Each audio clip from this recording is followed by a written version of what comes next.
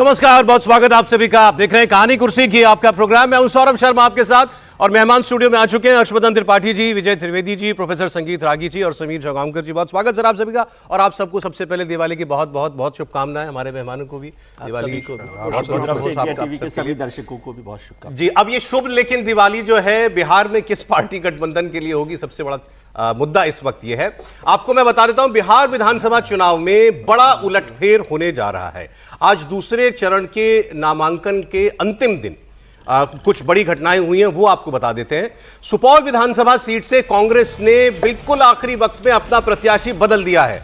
कांग्रेस ने अनुपम सिंह से टिकट वापस लेकर मिन्नत रहमानी को प्रत्याशी बना दिया है। यह फैसला नामांकन की अंतिम घड़ी में लिया गया, जिससे सुपौल में राजनीतिक हलचल आज तेज हो गई है। आपको बता दें, आज दूसरे चरण के नामांकन का अंतिम दिन है, और नामांकन के अंतिम घड़ी में सुपौल में महागठबंधन के कांग्रेस प्रत्याशी अनुपम सिंह से कांग्रेस ने टिकट वापस ले लिया और मिन्नत रहमानी को टिकट दे दिया। ये आज ही के दिन ये सब कुछ क्यों हो रहा है? ऐसी और बहुत सारी खबरें हैं जो मैं आपको बताऊंगा।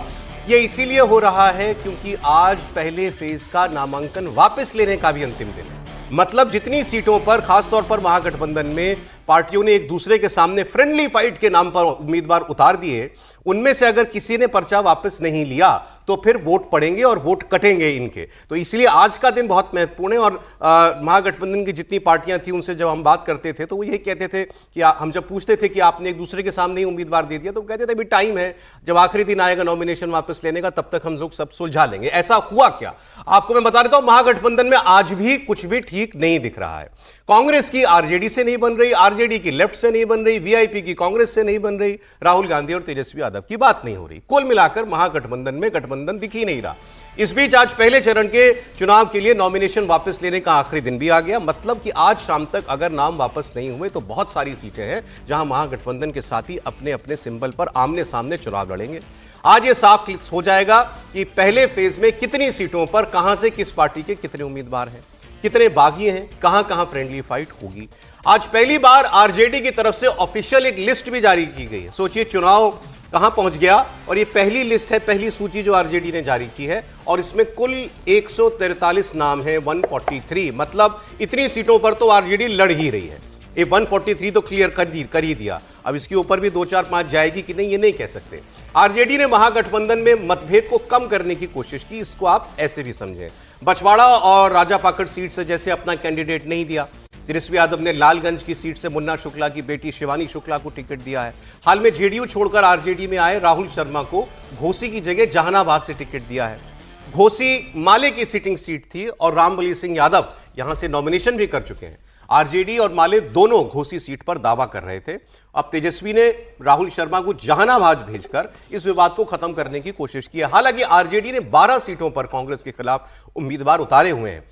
कहलगंज, सुल्तानगंज से कांग्रेस के खिलाफ प्रत्याशी दिया है। बेलघर से जेडीयू सांसद गिरधारी यादव के बेटे को भी टिकट दिया है। लेकिन अब ये फ्रेंडली फाइट के नाम पर लगभग दर्जन भर सीटों पर जिस तरीके से आरजेडी और कांग्रेस खासतौर पर आमने सामने आ गए थे, क्या ये झगड़ा पूरी तरीके से सिमट गया है? उसकी बात करें, उस पर आप देखिए पहले बीजेपी महागठबंधन के झगड़े पर कैसे मजे ले रही है। ये तो पता ही नहीं चल पा रहा कि गठबंधन हुआ है कि नहीं हुआ। महागठबंधन का स्वरूप क्या है कोई बता भी नहीं रहा। तो महागठबंधन है या नहीं है, ये सबसे बड़ा प्रश्न है। महागठबंधन को बताना चाहिए। अब बीजेपी को कहने का मौका मिला है तो कहेगी। अब ने आपको बताया आरजेडी ने अपनी लिस्ट क्लियर कर दी। कांग्रेस पार्टी 60 सीटों पर कैंडिडेट दे चुकी है। 6 सीटों पर उम्मीदवारों की चौथी लिस्ट जारी की कांग्रेस ने, और इस लिस्ट में कुछ नाम बरारी सीट से तौकीर आलम का है। और दिलचस्प यह है कि इस लिस्ट के जारी होने से कुछ घंटे पहले तौकीर आलम ने प्राणपुर सीट से नॉमिनेशन कर दिया था और टिकट मिलने की बात भी कही थी। लोगों को नामांकन में आने का न्योता भी दिया था, लेकिन नामांकन से कुछ घंटे पहले उनकी सीट बदल गई। अब मतलब महागठबंधन में कोऑर्डिनेशन कहीं नजर नहीं आ रहा। अररिया से आबिदुर रहमान, अमौर से जलील मस्तान, बरारी से ताकीर आलम, इनको टिकट दिया गया है। और 2 कुशवाहा कैंडिडेट्स पर भी भरोसा जताया है कांग्रेस ने। वाल्मीकि नगर से पार्टी ने सुरेंद्र प्रसाद कुशवाहा को टिकट दिया है और कहलगांव से प्रवीण सिंह कुशवाहा को कैंडिडेट बनाया गया है। सिकंदरा से विनोद चौधरी पर कांग्रेस पार्टी ने भरोसा जताया है। आपको बता दें कांग्रेस की पहली लिस्ट में 48 उम्मीदवार थे, दूसरी में 1 नाम आया, तीसरी में 5 नाम आए और चौथी में अब ये 6 कैंडिडेट उन्होंने बताया। कुल मिलाकर 60 सीटों पर कांग्रेस के उम्मीदवार लड़ रहे हैं। आरजेडी का हमने आपको बताया 143। महागठबंधन में लास्ट मोमेंट तक कंफ्यूजन ही कंफ्यूजन है। जैसे कुटुंबा की सीट से भले ही आरजेडी ने अपना हाथ खींच लिया, लेकिन अभी भी 4 से 5 सीटें ऐसी हैं जहां पर तेजस्वी और राहुल के बीच तकरार है। कुटुंबा वो सीट थी जहां कांग्रेस के प्रदेश अध्यक्ष राजेश राम चुनाव लड़ रहे हैं और इनके सामने कैंडिडेट दे दिया था, तो उन्होंने पोस्ट किया था दलित अब झुकेगा नहीं, जय भीम। अब लेकिन कुछ सीटों पर अभी भी ये सिचुएशन बाकी है। चौथी लिस्ट में 3 कैंडिडेट मुसलमान भी उतारे हैं कांग्रेस पार्टी ने। महागठबंधन बिखर गया है, लग नहीं रहा है बिखर गया, क्योंकि एक फेज जो चुनाव का है, नॉमिनेशन का लास्ट डेट खत्म हो गया, दूसरा 21 को होना है। तो हर महागठबंधन के लोग एक दूसरे से लड़ रहे हैं।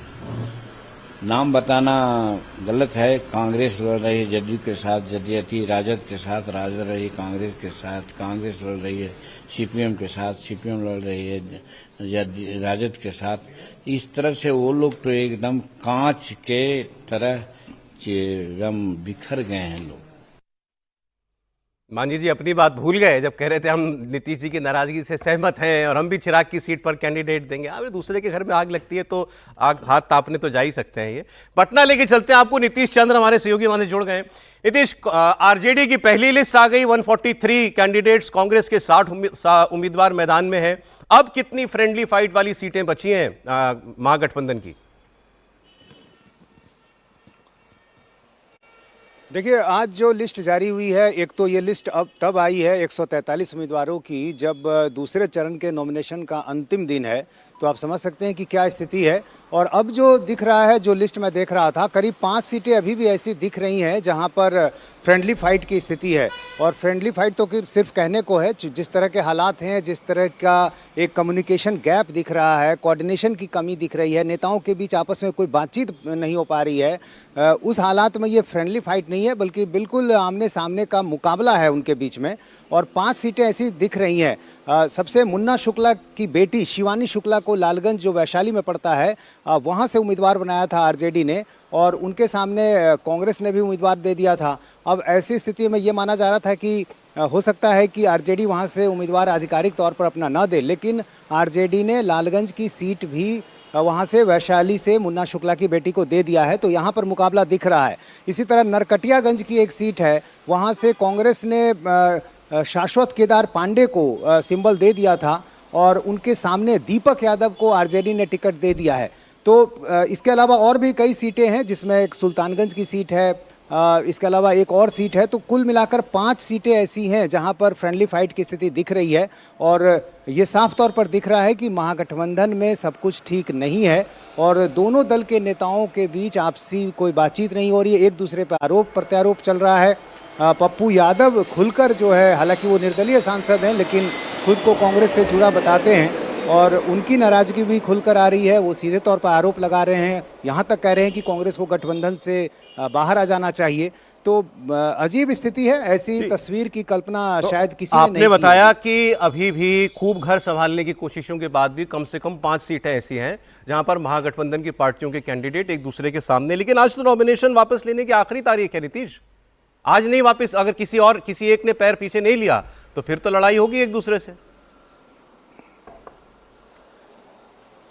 जी हाँ, बिल्कुल। और बस करीब 2 घंटे का समय बचा है और कुछ जगहों से तो और दिलचस्प तस्वीरें, खबरें आ रही हैं। सुपौल में कांग्रेस पार्टी ने जिस व्यक्ति को सिंबल दे दिया था उसे रातों रात बदल दिया। अब जिसको पहले दे दिया था वो सिंबल वापस करने को तैयार ही नहीं हो रहा है। अब जो दूसरा व्यक्ति गया है, जिनका नाम मिन्नत रहमानी है, वो नॉमिनेशन सेंटर पर अभी थोड़ी देर में पहुंचने वाले हैं। लेकिन खबर ये आ रही है कि जिनको पहले सिंबल दिया था वो भी नॉमिनेशन करने आ रहे हैं। यानी एक पार्टी, 2 सिंबल और 2 नॉमिनेशन। इसी तरह आलमनगर जो मधेपुरा में पड़ता है, वहाँ से वीआईपी के 2 सिंबल लेकर आ गए थे। वहाँ तो वीआईपी का एक कैंडिडेट था और 2 पार्टी का सिंबल लेकर आ गया था, आरजेडी का और वीआईपी का। और उसके बाद उसको कहा गया कि तुम्हें किसका सिंबल फाइल करना है। तो किसका सिंबल पसंद दिलचस्प है? जो है खबरें आ रही हैं, ऐसा शायद ही कभी हुआ होगा जिसमें इस तरह की तस्वीरें हों और रातों रात कैंडिडेट बदल रहे हैं। रात में सोशल मीडिया पर एक कांग्रेस का जो उम्मीदवार है वो कहता है कि हम प्राणपुर से नॉमिनेशन फाइल करेंगे, आप लोग हमारी सभा में आए, काफ़ी भीड़ लेकर आए। और सुबह उसका जब लिस्ट आती है कांग्रेस की तो उसकी जो विधानसभा सीट है वो बदल जाती है, कहा जाता है आप बरारी से आपको टिकट मिला है जी। तो आप समझ लीजिए कि रात में तैयारी होती है प्राणपुर से लड़ने की, सुबह कहा जाता है कि आप बरारी जाकर नॉमिनेशन फाइल करो। तो एक से एक कहानी सामने आ रही है। बिल्कुल ठीक कह रहे हैं आप, ऐसा और पहले कभी नहीं देखा इतना कंफ्यूजन किसी एक गठबंधन में, किसी इलेक्शन में। नीतीश, बहुत शुक्रिया आपका। नीतीश ने आपको बताया 2 घंटे बाकी हैं केवल नॉमिनेशन वापस लेने के लिए उन सीटों पर जहां पर कांग्रेस, आरजेडी या और दल जो है महागठबंधन के आमने सामने फ्रेंडली फाइट के नाम पर आ गए। अब सवाल कि ये सब हो क्यों रहा है? यूजुअली आप किसी भी चुनाव में जो चैलेंजर होता है ना उसमें ज़्यादा जान देखते हैं, ज़्यादा उत्साह ऊर्जा देखते हैं। यहाँ उल्टा ही हो रहा है।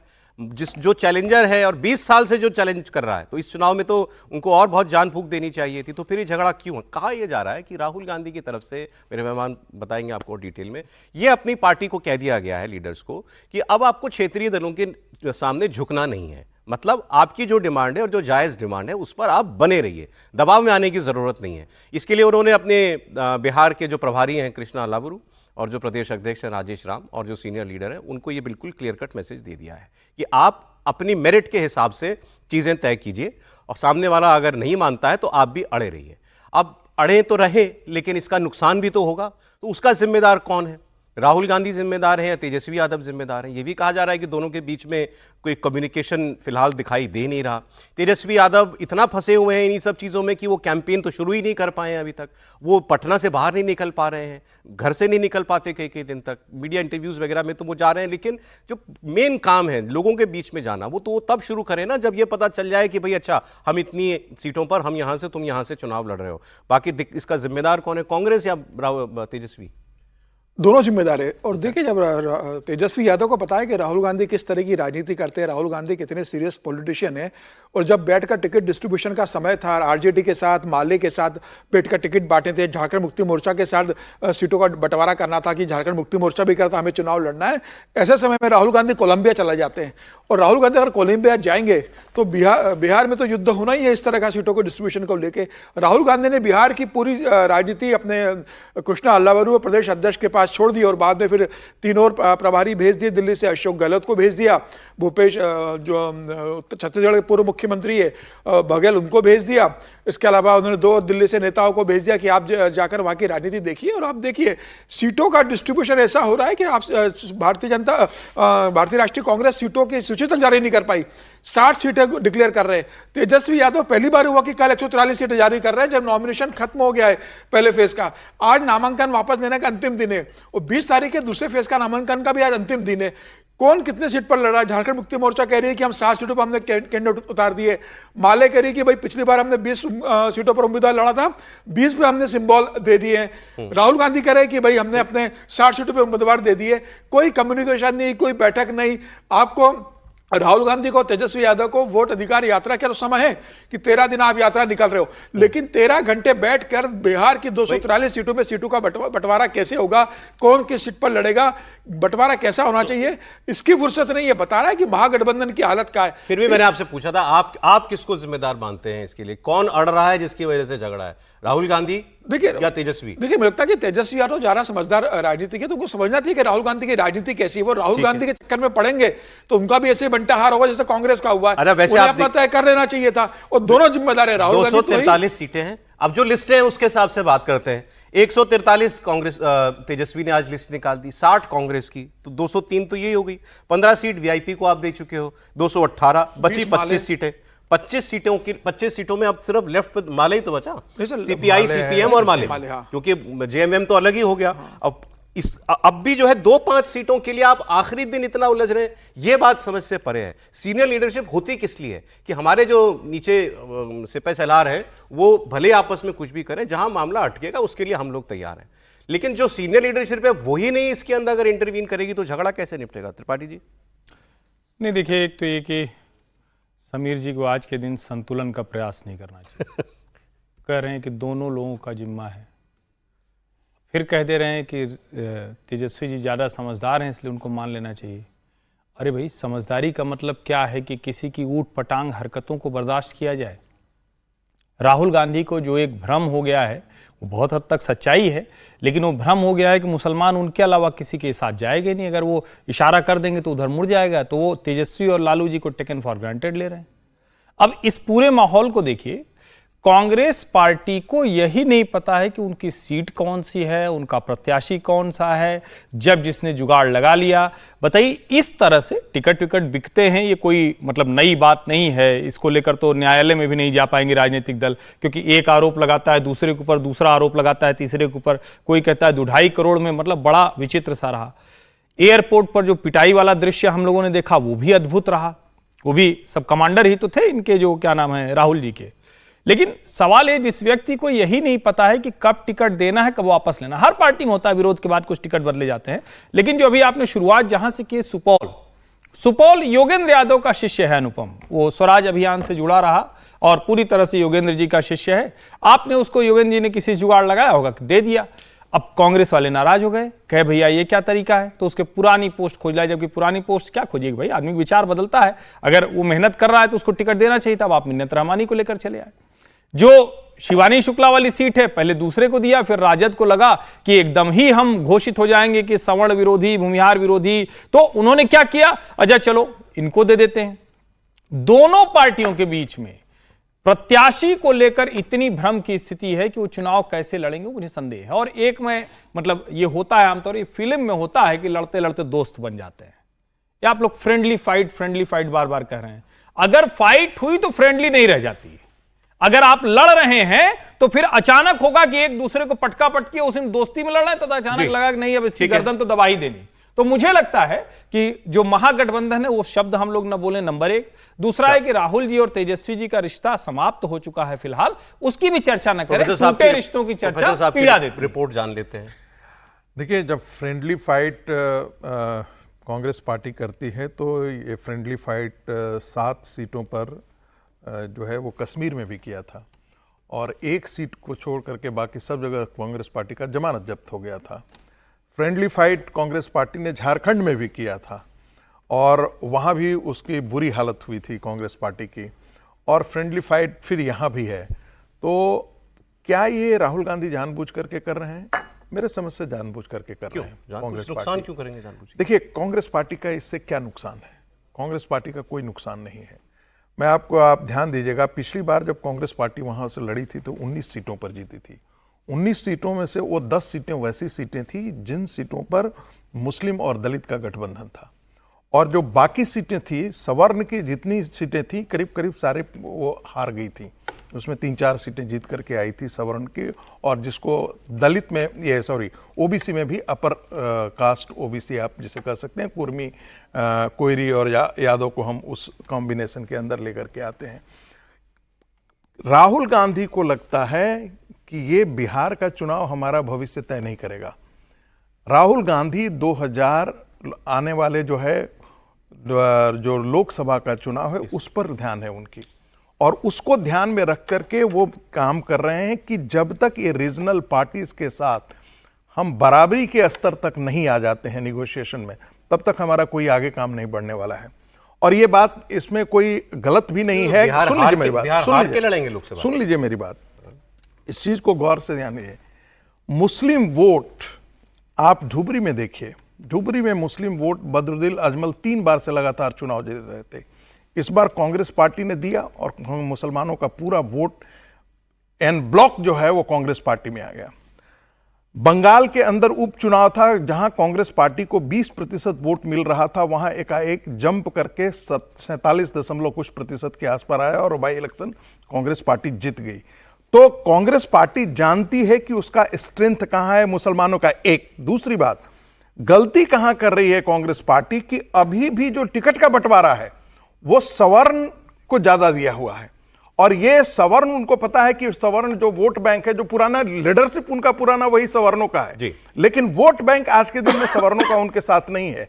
इस चुनाव में भी सिर्फ इतनी गलती कांग्रेस पार्टी कर रही है। ठीक है, आप भी ये कह रहे हैं, आपने भी कहा मुस्लिम वोट के लिए कांग्रेस अड़ रही है कि ये लड़ाई हम वो इस चुनाव को, ये चुनाव उसके गोल पर नहीं है, निशाना उसका आगे का है। सर, आप इस एनालिसिस से सहमत हैं? एक बात। दूसरा, ये क्या अनयूजुअल दिख रहा है आपको इस बार जितना बिखराव है ऑपोजिशन में?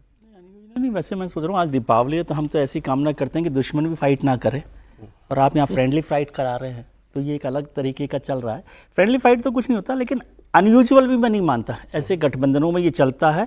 लेकिन ये कोशिश करनी चाहिए थी कि इतना बड़ा मौका था कि 20 साल की नीतीश कुमार सरकार के खिलाफ यदि आप समझते हैं कि एंटी इनकम्बेंसी है, और एक तैयारी की है, पहले वोट अधिकार यात्रा की, फिर तेजस्वी जी ने कोई बिहार अधिकार यात्रा की, तो कुल मिलाकर ऐसा मौका था जिस पर वो लड़ाई को ज़्यादा मजबूत तरीके से लड़ सकते थे।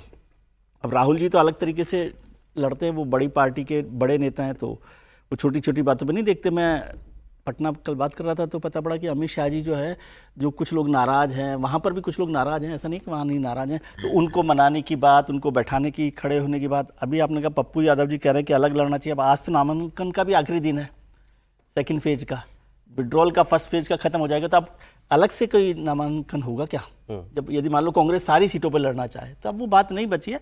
इस लड़ाई को क्या मजबूती से लड़ने का जो एक मौका अब भी है, मौका हो सकता है कि, लेकिन इतना असामान्य नहीं है कि ऐसा नहीं होता। 6-7 सीटों पर, 8 सीटों पर ये चलता है।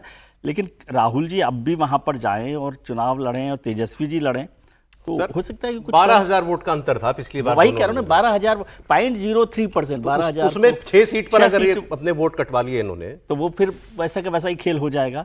अब वो नहीं चाहते हैं, तो अब इसमें आप तो क्या कर सकते हैं। ठीक है सर, एक ब्रेक ले लें। अभी आपने जो पप्पू यादव की बात की, पप्पू यादव, कांग्रेस के कुछ लोग बयान दे भी रहे हैं, पूछ भी रहे हैं, पप्पू यादव कौन है, पप्पू यादव क्यों? मतलब पप्पू यादव चुनाव सांसद भी निर्दलीय हैं, भले कांग्रेस के नेता वो खुद को कहते हो।